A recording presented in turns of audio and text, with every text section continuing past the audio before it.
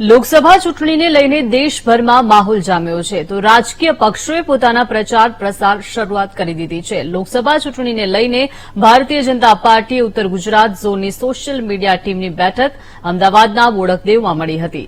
Social મીડિયામાં Bhajap troll ન થાય અને પક્ષને નુકસાન ન થાય તેની કાર્યકર્તાઓને સૂચના અપાઈ હતી। આ સાથે જ પક્ષ દ્વારા ચલાવવામાં આવતા કેમ્પેનને વધુમાં વધુ લોકો સુધી કઈ રીતે પહોંચે તેવા પ્રયાસો કરવા માટે પણ સૂચના અપાઈ। આ સાથે જ ભાજપે 10 વર્ષમાં કરેલા કાર્યોની માહિતી જનતા સુધી પહોંચાડવા મહેનત કરવા સૂચના અપાઈ હતી।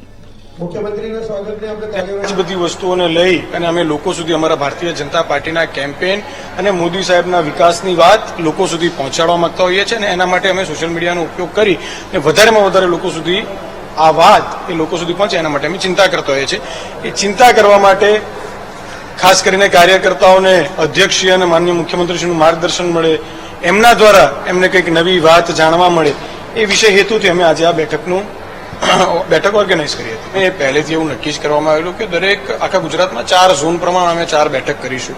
દક્ષિણ ઝોનની બેઠક આજ રીતે સુરત ખાતે, સૌરાષ્ટ્ર ઝોનની બેઠક રાજકોટ ખાતે, આજે ઉત્તર ગુજરાતની બેઠક એ અમદાવાદ ખાતે છે અને આવતીકાલે મધ્ય ગુજરાતની બેઠક એ વડોદરા ખાતે છે। એટલે જે ઝોનના સેન્ટર હોય છે એ પ્રમાણે અમે બેઠકનું ઓર્ગેનાઇઝેશન કરતા હોઈએ છીએ અને એ પ્રમાણે અમે બેઠક કરતા હોઈએ છીએ।